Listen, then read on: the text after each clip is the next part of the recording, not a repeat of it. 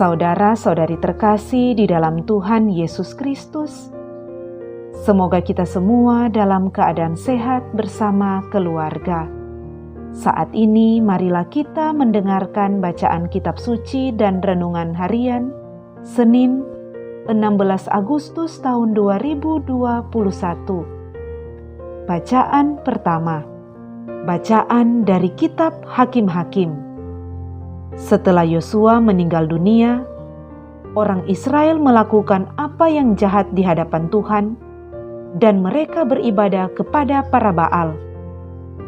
Mereka meninggalkan Tuhan Allah nenek moyang mereka, yang telah membawa mereka keluar dari tanah Mesir.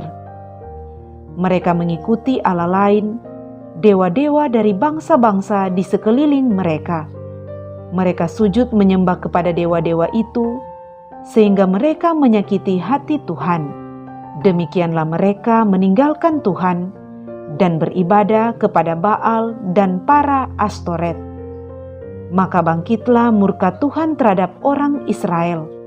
Ia menyerahkan mereka ke dalam tangan perampok dan menjual mereka kepada musuh di sekeliling mereka, sehingga mereka tidak sanggup lagi menghadapi musuh mereka. Setiap kali mereka maju, tangan Tuhan melawan mereka dan mendatangkan malapetaka ke atas mereka. Hal ini sesuai dengan peringatan yang disampaikan Tuhan kepada mereka dengan sumpah, sehingga mereka sangat terdesak. Maka Tuhan membangkitkan hakim-hakim yang menyelamatkan mereka dari tangan para perampok. Tetapi para hakim pun tidak dihiraukan mereka, karena mereka bersinah dengan mengikuti Allah lain dan sujud menyembah kepadanya. Bangsa Israel segera menyimpang dari jalan yang ditempuh nenek moyang mereka yang mendengarkan perintah Tuhan. Mereka melakukan yang tidak patut. Setiap kali apabila Tuhan membangkitkan seorang hakim bagi mereka, maka Tuhan menyertai hakim itu dan menyelamatkan mereka dari tangan musuh selama hakim itu hidup. Sebab Tuhan berbelas kasih mendengar rintihan mereka karena orang-orang yang mendesak dan menindas mereka. Tetapi begitu hakim itu mati, kembalilah mereka berlaku jahat, lebih jahat daripada nenek moyang mereka. Mereka mengikuti Allah lain, beribadah dan sujud menyembah kepadanya. Dalam hal apapun mereka tidak menghentikan perbuatan jahat dan kelakuan mereka yang tegar itu. Demikianlah sabda Tuhan. Syukur kepada Allah. Bacaan Injil. Inilah Injil Yesus Kristus menurut Matius. Dimuliakanlah Tuhan. Pada suatu hari, ada seorang datang kepada Yesus dan berkata, "Guru, perbuatan baik apakah yang harus kulakukan untuk memperoleh hidup kekal?" Yesus menjawab, "Apakah sebabnya engkau bertanya kepadaku tentang apa yang baik? Hanya satu yang baik.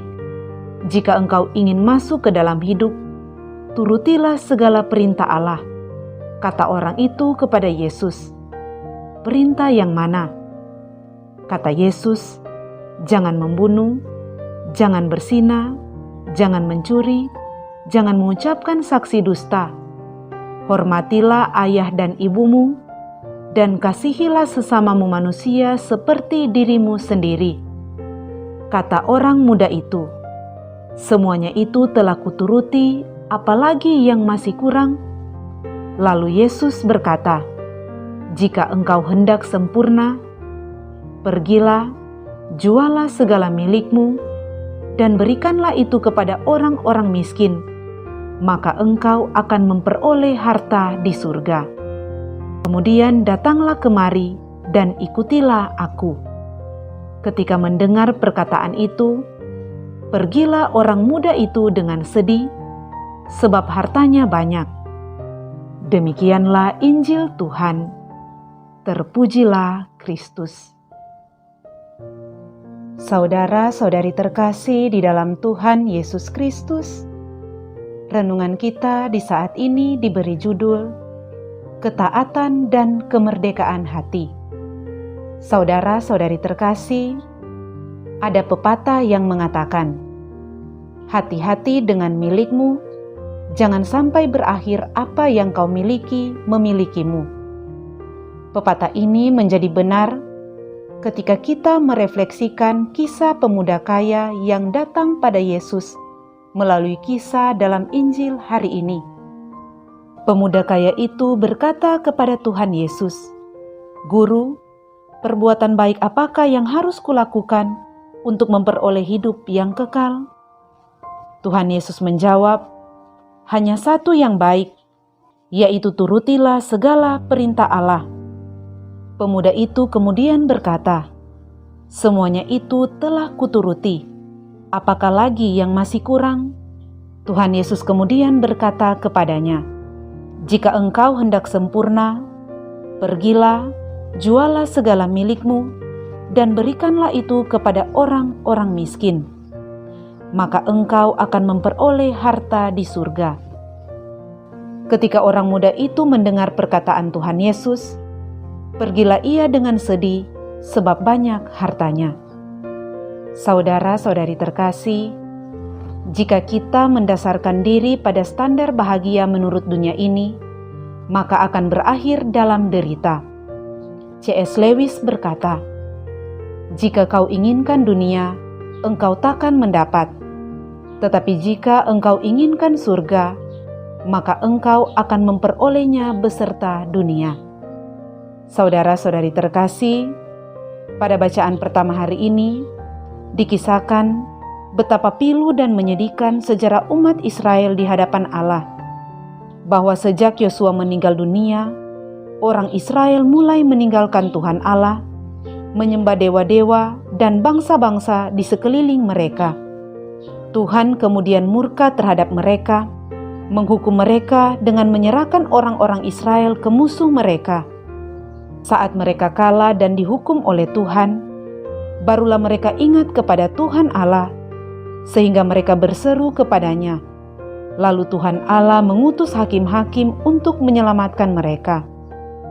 Tetapi begitu hakim-hakim itu meninggal, mereka kembali berlaku jahat dan berdosa lagi di hadapan Tuhan. Saudara-saudari terkasih, umat Israel baru mengingat lagi Tuhan ketika mereka menderita karena dikalahkan oleh bangsa lain. Sejarah umat Israel ini sebenarnya menjadi cerminan hidup kita. Seringkali kita pun baru teringat akan Tuhan saat kita mengalami penderitaan. Tetapi saat kita senang dan sehat, kita tidak mempunyai banyak waktu untuk mengingat Tuhan dan taat kepadanya. Berefleksi dari bacaan Injil hari ini, ketika Tuhan Yesus menantang pemuda kaya untuk menjual segala miliknya, lalu hasil penjualannya diberikan kepada orang-orang miskin dan datang kembali untuk mengikuti Yesus, orang itu pergi dengan sedih hatinya. Saudara-saudari terkasih, di satu pihak, umat Israel suka jatuh dalam dosa. Di lain pihak, ada orang Israel yang bisa hidup memenuhi perintah Allah dalam segala ketaatannya, yaitu pemuda yang menemui Tuhan Yesus dalam kisah Injil hari ini. Hanya saja, ketika ditantang untuk melepaskan segala harta miliknya dan mengikatkan diri pada Tuhan Yesus, orang itu tidak sanggup. Saudara-saudari terkasih, apa yang menjadi perenungan kita hari ini? Ternyata, menjadi pengikut Kristus tidaklah cukup dengan hanya menjauhkan diri dari dosa, yaitu dengan taat memenuhi perintah-perintah Tuhan. Menjadi murid Yesus berarti kita memiliki kemerdekaan hati terhadap segala harta milik kita dan terus dekat serta berada bersama Tuhan Yesus dengan mengikutinya. Semoga kita mampu mempergunakan harta duniawi secara bijak dan mampu berbagi dengan mereka yang membutuhkan, sambil kita hidup dalam ketaatan kepada Tuhan. Dengan menuruti segala perintahnya, kita pun mampu memiliki kemerdekaan hati untuk mampu berbagi dengan sesama kita yang membutuhkan. Itulah kesempurnaan menjadi pengikut Kristus. Semoga demikian. Amin.